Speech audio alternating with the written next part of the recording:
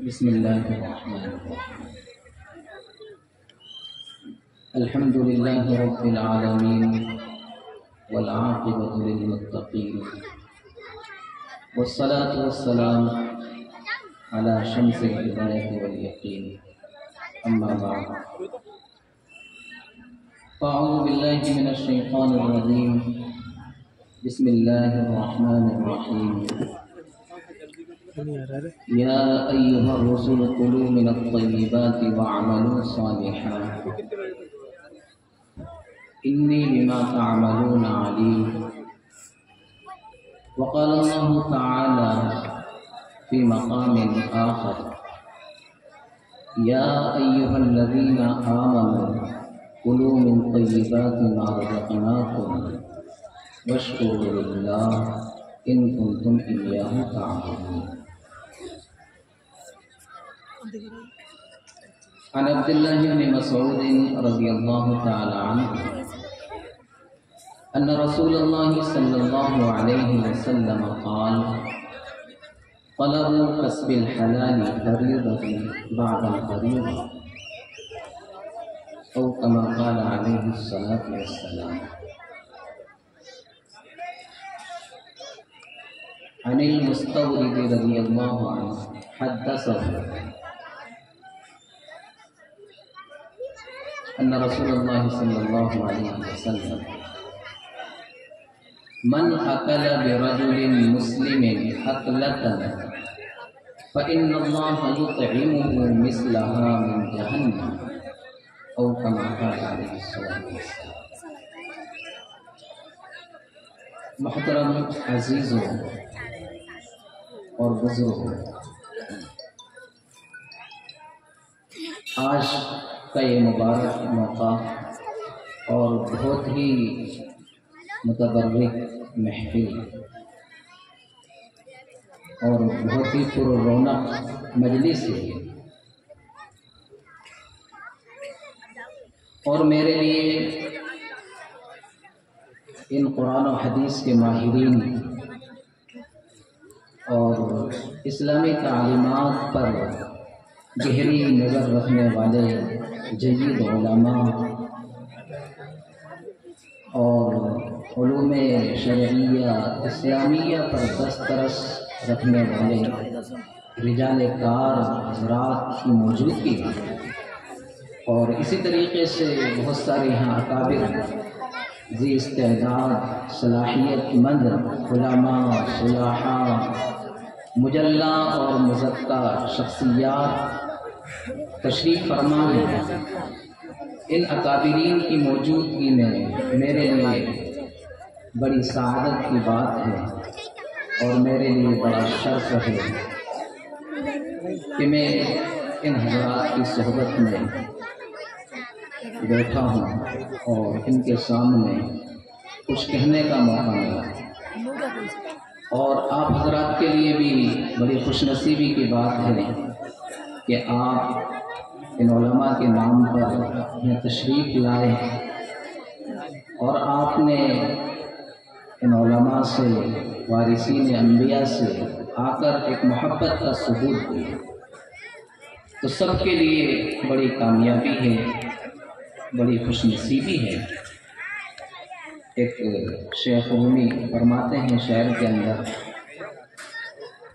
یک زبانہ صحبت با اولیاء صد سالہ بہتر است از طاعت دیریا.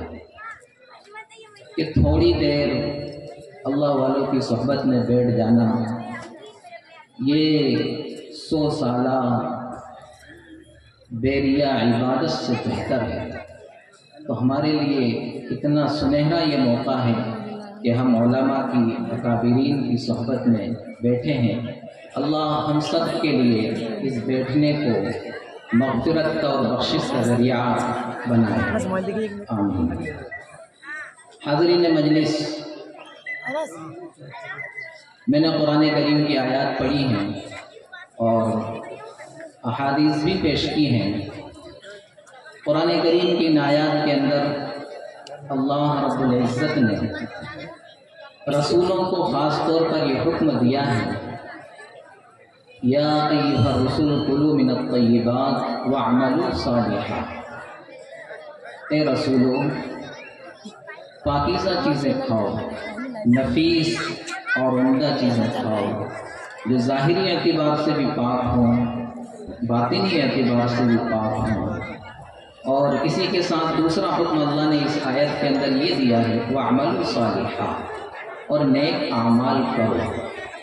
मुफस्सिरीन उलमा बयान फरमाते हैं कि अल्लाह रब्बुल इज़्ज़त ने कुरान करीम की इस आयत के अंदर दो हुक्मों को बयान फरमाया है। इन दोनों हुक्मों में बहुत गहरी और बड़ी मुनासबत है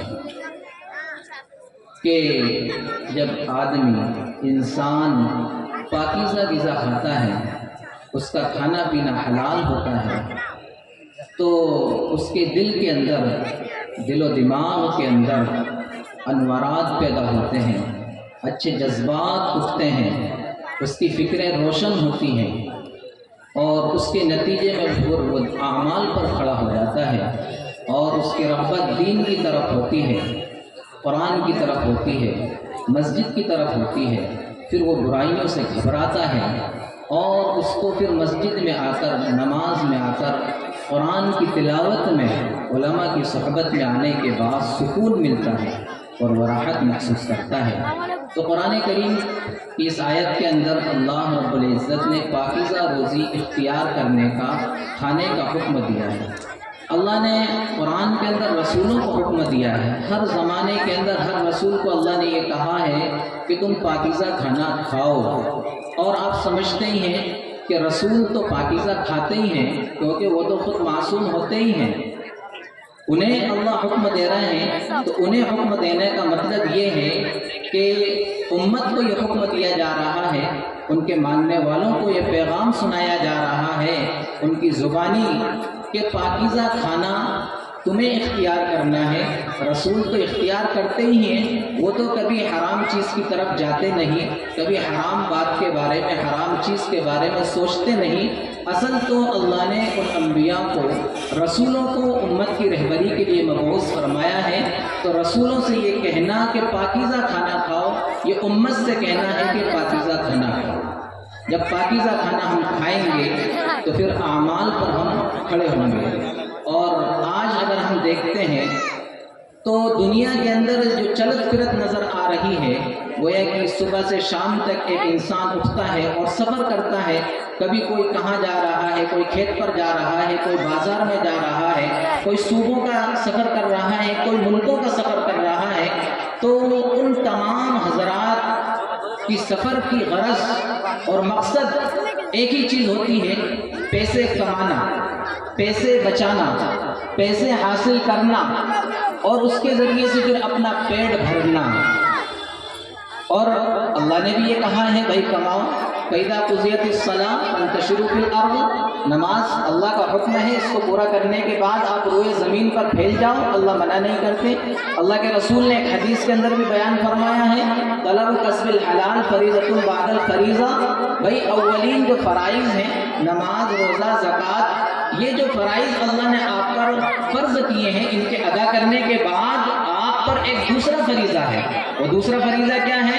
वो दूसरा फरीज़ा यही है कि आप इन फ़राइज़ की अदायगी के बाद हलाल रोज़ी की तलाश में निकल जाइए। आप हलाल रोज़ी की जो भी कार्रवाई इख्तियार करेंगे, जो भी ज़रिया माश इख्तियार करेंगे, वो सब दीन का हिस्सा है। लेकिन हम समझते हैं कि अगर हम खेत पे जाएंगे तो ये तो दुनिया हो गई, अगर हम तिजारत करेंगे तो ये तो दुनिया हो गई। ऐसा नहीं है मेरे भाइयों, बल्कि अल्लाह के रसूल ने तो कहा है हलाल कमाना ये एक फरीज़ा है। अल्लाह के रसूल ये नहीं कह रहा ये जायज़ और मुबाह है, बल्कि इससे आगे बढ़कर आपने फरमाया है कि बक़द्रे ज़रूरत हलाल रोज़ी कमाना।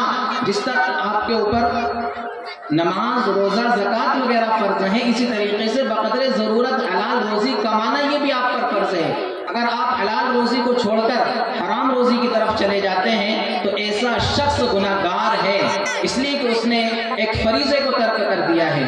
तो कहने का मकसद ये है कि हलाल रोज़ी को इख्तियार करना है, हलाल रोज़ी कमाना है, तब जाकर हमारी नस्लों के अंदर दीन आएगा, तब जाकर हमारी नस्लें अल्लाह को पहचानेंगी। और हम हराम रोज़ी कमाएंगे, हराम रोज़ी उनको खिलाएंगे तो वो हमें भी नहीं पहचानेंगे,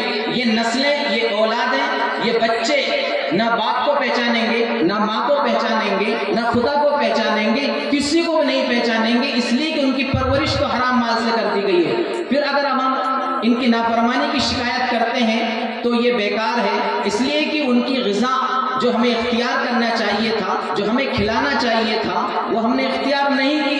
ہم نے تو بس پیٹ بھرنا ہے، بس پیسے کمانا ہے، کہیں سے بھی آئے کیسے بھی آئے، اور ہم تو اسی فکر میں بس لگ گئے صبح سے شام تک، شام سے پوری رات کبھی کبھی تو لگا دیتے ہیں، صبح ہو جاتی ہے اور اسی حالت میں پوری زندگی گزر جاتی ہے۔ تو حلال روزی کمائیں، حلال روزی اختیار کریں، حلال روزی کا بڑا اثر ہوتا ہے، حرام روزی کا بھی اثر ہوتا ہے۔ بلکہ تاریخ کے اندر آتا ہے، مورخین میں لکھا ہے کہ کوفہ کے اندر علماء کرام کی ایک جماعت تھی جو مستجاب الدعوات جماعت تھی، کہ اگر وہ ہاتھ اٹھا دیا کرتے تھے تو ان کی دعائیں رد نہیں ہوا کرتی تھی۔ تو ایک تاریخ کے اندر مورخین نے لکھا ہے کہ وہ علماء اگر ان پر کوئی ظالم بادشاہ مسلط ہوتا تو وہ ہاتھ اٹھا کر اللہ سے کہتے اور اللہ سے مانگتے تو اللہ ان کی دعا کو قبول فرماتے اور اس ظالم کو ہلاک فرما دیتے۔ تو ایک مرتبہ کا واقعہ ہے کہ وہیں پر جہاں پر علماء کی یہ جماعت موجود تھی، حجاج بن یوسف جو وقت کا بڑا ظالم اور جابر بادشاہ گزرا ہے، وہ جب ان پر مسلط ہوا تو اسے معلوم تھا کہ علماء کی یہ جماعت موجود ہے، اگر انہوں نے میرے بارے میں ہاتھ اٹھا دیا تو میرا ہلاک ہونا یقینی ہے، میں بچ نہیں سکتا۔ تو اس نے ایک طریقہ اختیار کیا کہ کیسے ان کی دعا سے میں بچ سکتا ہوں، لہذا اس نے تمام علماء کی دعوت کی، سب لوگوں کی وہاں پر دعوت کی، اور اس دعوت کے اندر خاص طور سے ان مستجاب الدعوات علماء کو شریک کیا، ان کو مدعو کیا۔ جب یہ لوگ کھانے سے فارغ ہو گئے تو فارغ ہونے کے بعد وہ کہتا ہے اب میں ان حضرات کی دعا سے بچ چکا ہوں، ان کی بد دعا مجھے نہیں لگ سکتی، کیوں؟ اس لیے کہ ان کے پیٹ کے اندر حرام روزی جا چکی ہے، داخل ہو چکی۔ اللہ دیکھیے تو صحیح آپ، حرام روزی کا کتنا بڑا اثر ہے کہ وہ علماء کہ جن کی آواز عرشوں کو چیر کر، آسمان کو چیر کر عرشوں پر پہنچ جایا کرتی تھی اور اللہ ان کی دعاؤں کو رد نہیں کیا کرتے تھے، آج ہم دیکھ لیں کہ ہماری دعائیں قبول کیوں نہیں ہوتی، کیا وجہ ہے؟ حقیقت کو تلاش کریں۔ اللہ کے رسول ایک حدیث کے اندر بیان فرماتے ہیں، ایک حدیث کے اندر اللہ کے رسول بیان فرما رہے ہیں کہ ایک شخص ہوتا ہے جو لمبا سفر کرتا ہے، دور دراز کا سفر کرتا ہے، ثم ذکر الرجل یطیل السفر اشعث اغبر، ایک لمبا سفر کرتا ہے اور سفر کرتے کرتے اس کی یہ حالت ہو جاتی ہے کہ اس کا حال بے حال ہو جاتا ہے، پراگندہ بال، پراگندہ حال، کپڑے میلے کچیلے۔ اور مسافر کے بارے میں یہ آتا ہے کہ مسافر جب ہاتھ اٹھاتا ہے تو اللہ اس کی دعا کو قبول فرماتے ہیں، رد نہیں فرماتے ہیں، لیکن یہ مسافر دیکھیے جس کی دعا قبول ہوتی ہے، یہ مسافر اس حالت میں ہے کہ اس کا حال بھی خراب، کپڑے بھی خراب، لباس گندا، بال پراگندہ۔ اس کے بعد اب یہ آسمان کی طرف اپنے ہاتھ اٹھاتا ہے، یمد یدیہ الی السماء، اور کہتا ہے یا رب یا رب۔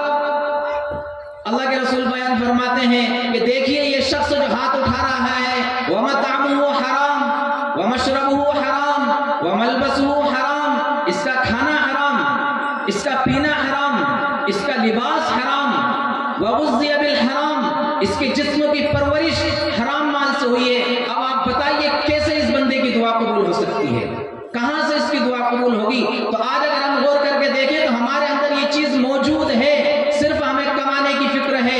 ایک شاعر نے کہا ہے، خدا کو بھول گئے لوگ فکر روزی میں، خدا کو بھول گئے لوگ فکر روزی میں، خیال رزق ہے رزاق کا خیال نہیں ہے۔ صرف ہمیں ایک روزی کی فکر لگی ہوئی ہے، لیکن رزاق جو روزی دینے والا ہے ہمیں اس کا خیال نہیں ہے کہ اس نے آخر ہمیں حکم کس کا دیا ہے، صرف کمانے کا حکم دیا ہے یا حلال کمائی کا حکم دیا ہے؟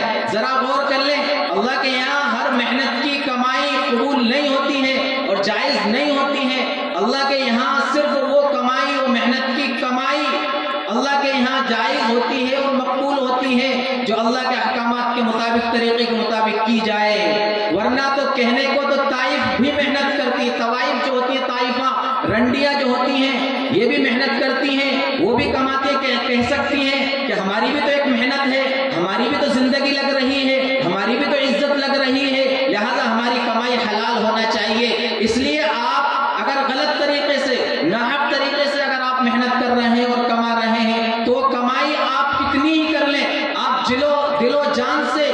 पूरी जान उसके अंदर लगा दें, अपना पूरा सर्फा कर दें, सब कुछ अपनी पूरी ताकत खर्च कर दें उसके अंदर, लेकिन इसके बावजूद भी वो कमाई आपके लिए हलाल नहीं हो सकती। तो सिर्फ ये कह देना कि हमारी मेहनत लग रही है और इसकी मेहनत की वजह से कमाई हलाल हो जाए, तो कभी नहीं हो सकती। इसलिए लोगों को देखा जा रहा है, देख लें मुआशरे के अंदर कितने ही लोग हैं जो मेहनत कर रहे हैं लेकिन उनकी कमाई हराम की है, जुए सट्टों में लगे हुए हैं, अपना माल लगा रहे हैं, सब कुछ लगा रहे हैं, लोग इधर उधर जा रहे हैं, अपना पैसा भी लगा रहे हैं, वक्त भी लगा रहे हैं, सफर भी कर रहे हैं। तो क्या उनके इस सफर की वजह से, क्या उनके इस वक्त की वजह से उनका ये जुआ, ये सट्टा, ये शतरंज, ये ताश पत्ते जिनके जरिए से वो माल हासिल कर रहे हैं, क्या माल हलाल हो सकता है? कभी भी नहीं हो सकता है। हराम माल तो हराम होता है, हराम माल को इंसान नहीं खाता है, बल्कि हराम माल इंसान को खा जाती है, उसको बर्बाद कर देती है, उसकी जिंदगी को बर्बाद कर देती है, उसकी नस्लों को बर्बाद कर देती है। वो खुद भी दुनिया के अंदर भी बर्बाद होता है, आखिरत के अंदर भी बर्बाद हो जाता है। तो मेरे भाइयों, मुसलमानों, मोमिनों, खास तौर से हर एक से ये गुजारिश है और हर एक से बस मैं यही कहता हूँ कि अपनी कमाई को हलाल कर लीजिए, हलाल तरीके से बस आप कमाइए, हराम से जहाँ तक हो सके आप परहेज कीजिए। हलाल में बरकत होती है, हराम में नहुसत होती है, बेबरकती होती है। हराम माल जब बंदा कमाता है तो अल्लाह भी उससे नाराज हो जाते हैं, मखलूक भी उससे नाराज हो जाती है। हलाल माल जब बंदा कमाता है तो अल्लाह भी उससे खुश होते हैं और ये मखलूक का दिल भी अल्लाह के हाथ में होता है, अल्लाह इस मखलूक को भी उससे खुश कर देते हैं। इसी तरीके से हजरत कारी तय्यब रहमतुल्लाह अलैह जो दारुल उलूम देवबंद के मुहत्मिम थे, वो एक वाक़या बयान करते हैं कि दारुल उलूम के अंदर एक शख्स था, घसियारा, घास बेचा करता था, शाजी अब्दुल्ला। वो मेहनत से कमाते थे, हलाल रोजगार उन्होंने इख्तियार कर रखा था। वो बाजार के अंदर जब अपनी गठरी घास की लेकर आते थे तो लोग उनके इंतजार में रहते थे कि बस वो बंदा आए और हम उसकी गठरी खरीदें। बाकी और लोग भी बाजार के अंदर घास की गठरियां लेकर बैठे रहते थे, लेकिन उनसे लोग वो घास की गठरी नहीं खरीदा करते थे। जब वो आते तो लोग बाजार में उनकी गठरी रखने से पहले उनकी गठरी के पास चले जाया करते थे और अपना हाथ उनकी गठरी पर रख देते। जो लोग उनकी गठरी को पहले ले लेता, बस वो कहते कि ये गठरी किसकी हो गई और वो फरोख्त करके चले जाते। तो 6 आने में वो अपनी गठरी बेचा करते थे, 2 आने वो अल्लाह के रास्ते में खर्च करते थे, 2 आने का घर में सामान ले जाते थे और 2 आनों को महफूज कर लिया करते थे। उसके बाद जब कुछ रुपये जमा हो जाते तो वो अकाबिरीन को बुलाते, उलमा को बुलाते, हजरत गंगोही को बुलाते, हजरत कासिम नानोतवी वगैरह उसमें होते, हजरत याकूब नानोतवी अलैहि रहमा होते। गोया कि उलमा देवबंद और अकाबिरीन और सुलाहा और एक मुसक्का और मुक़द्दस पाकीज़ा शख्सियात उनकी दावत में शरीक होती और खाते, और खाने के बाद वो खुद बयान करते हैं कि इस खाने की अनवारात और इसकी बरकतों को हम 2-2 महीने तक महसूस किया करते थे। तो देखिए आप खाने की कितनी बड़ी बरकत है कि एक बंदे ने नेक तरीके से कमाया तो लोगों ने उससे मोहब्बत की, बाजार में रखने से पहले अल्लाह ने उसका सामान फरोख्त करा दिया और उलमा जब उसकी दावत खा रहे हैं तो उसकी बरकत से उनके दिलों के अंदर अनवारात आ जाते हैं। इसी तरीके से हजरत इमाम अहमद बिन हम्बल रहमतुल्लाह अलैह का वाक़या, जरा आप इनकी बरकत तो देखिए कि हजरत इमाम शाफी रहमतुल्लाह अलैह के यहाँ मेहमान बनते हैं। इमाम शाफी अलैहि रहमतुल्लाह भी बहुत वक्त के वली और बुजुर्ग और फ़क़ीह थे। इसी तरीके से हजरत इमाम अहमद रहमतुल्लाह अलैह ये भी एक फ़क़ीह वक्त थे। जब ये जाते हैं तो हजरत इमाम शाफी अलैहि रहमतुल्लाह अपनी बेटियों से कहते हैं, बेटियाँ तुम्हारे घर एक बहुत बड़े आलिम आ रहे हैं, जरा इनके लिए आप अच्छा सा खाना बनाना। अब वो खाना बनाती, तैयार करती हैं और हजरत इमाम शाफी अलैहि रहमतुल्लाह के कहने के मुताबिक वो कमरे के अंदर खाना रख देती हैं, मुसल्ला रख देती हैं, पानी रख देती हैं वुज़ू के लिए। हजरत इमाम अहमद रहमतुल्लाह अलैह कमरे में आते हैं और जो खाना होता है वो पूरा खा लेते हैं और उसके बाद थोड़ा बहुत मुज़ाकरा होता है और फिर आप सो जाते हैं। सुबह होते हैं, सुबह होते वक्त आप जैसी अजान होती है और मस्जिद में तशरीफ़ ले जाते हैं। हजरत इमाम शाफी रहमतुल्लाह की बेटियां कमरे में आती हैं और देखती हैं कि खाना जो हमने 2-3 लोगों का बनाया था खाना तो पूरा खत्म हो चुका है, लेकिन पानी जूं का तू रखा हुआ है और इसी तरीके से जो मुसल्ला हमने रखा था वो भी जैसा रखा था वैसा ही रखा है। तो एक तरह से उन बेटियों के अंदर बदगुमानी भी पैदा हुई। तो उन्होंने अपने वालिद हजरत इमाम शाफी रहमतुल्लाह से इसका तज़किरा किया। तो हजरत इमाम शाफी रहमतुल्लाह نے حضرت امام احمد بن حنبل رحمۃ اللہ علیہ سے اس کا مذاکرہ کیا تو دیکھیے اس وقت کی بات ہی کیا ہے، لوگ کیسے کھڑے تھے اور صاف ستھرے تھے۔ اگر آج ہم کسی کو اس طرح کرتے دیکھ لیں، آپ پانی کا لوٹا رکھ کر کوئی وضو نہ کرے، ارے یہ کیسے عالم، کیسے اللہ والے، یہ تو وضو نہیں کرتے اور بغیر وضو کے مسجد میں چلے گا نماز پڑھنے۔ ہم تو سوچ رہے تھے تہجد پڑھیں گے اور مصلی ویسے ہی رکھا ہے، نماز ہی نہیں پڑھی، کیسے بڑے عالم یہ۔ تو حضرت امام شافعی رحمہ نے ان سے مذاکرہ کیا تو انہوں نے کہا کہ سنیے کہ جب میں نے پہلا لقمہ کھایا نا تو پہلا لقمہ کھاتے ہی میرا دل و دماغ روشن ہو گیا، انوارات پھوٹ پڑے۔ جب دوسرا لقمہ کھایا تو میرا قلب یہ بھی منور اور روشن ہو گیا۔ جب میں نے سوچا کہ اس لقمے کا اتنا اثر ہے تو لہٰذا مجھے ایسا کرنا چاہیے کہ پورا کھانا مجھے کھا لینا چاہیے، پتہ نہیں آئندہ مجھے اس طرح آئندہ دوبارہ پاکیزہ رزق ملے کہ نہ ملے، اس لیے میں نے کھانا پورا کھا لیا، نہیں چھوڑا۔ اور جب میں بستر پہ لوٹا تو لوٹنے کے بعد جیسے ہی میں سویا، بلکہ نیند نہیں لگی، صرف بستر پر آپ لیٹے تھے اور اسی دوران آپ کے دل کے اندر قرآن و حدیث مستحضر ہونے لگے۔ جب قرآن و حدیث مستحضر ہونے لگے تو آپ مسائل کا استخراج اور استنباط کرنے لگ گئے اور پوری رات مسائل نکالنے میں آپ کی نکل گئی، آپ کی نیند نہیں لگی۔ اور جب تہجد کا وقت ہوا نا تو اس موقع پر معمول کے مطابق آپ کو یہ خیال آیا کہ مجھے تہجد پڑھنا چاہیے، لیکن فوراً آپ نے سوچا کہ علم کا ایک باب سیکھنا 1000 نوافل سے بہتر ہے، تو لہذا میں نوافل کو چھوڑتا ہوں اور علم کا باب سیکھتا ہوں۔ اور اس طریقے سے میں نے پوری رات علم کا باب سیکھنے میں اور مسائل کا استخراج کرنے میں نکال دی۔ جب میری نیند لگی ہی نہیں، میرا وضو ٹوٹا ہی نہیں، تو مجھے وضو کی ضرورت ہی نہیں پڑی، اس لیے میں سیدھا مسجد چلا گیا۔ تو دیکھیے حلال روزی کی کتنی برکت تھی کہ اللہ والے نے پوری رات اس کھانے کی برکت کی وجہ سے مسائل کا استخراج اور استنباط کیا۔ جب حرام روزی کھائیں گے تو یہ ساری چیزیں ہم سے چھوٹ جائیں گی، نمازیں چھوٹ جائیں گی، پھر ہمارا دل کبھی بھی نماز کی طرف نہیں لگے گا۔ صحابہ تھے، اللہ والے تھے، جب ان کی روزیاں پاکیزہ ہوا کرتی تھی، حرام باتوں سے وہ بچا کرتے تھے، حرام غذاؤں سے جب وہ بچا کرتے تھے تو ان کو کوئی بھی چیز دنیا کا کوئی سا مشغلہ نماز سے نہیں روکا کرتا تھا۔ لیکن جب ہماری روزی خراب ہوئی تو ہم کھانے میں کمانے میں اتنے آگے بڑھ گئے کہ نماز کو ہم نے پیچھے چھوڑ دیا اور ہر چیز کو ہم نے آگے کر دیا۔ اللہ رب العزت ہم تمام لوگوں کو حلال طریقے سے کمانے کی توفیق عطا فرمائے اور حرام کمائی سے ہماری حفاظت فرمائے۔ آمین۔ وآخر دعوانا الحمد للہ رب العالمین۔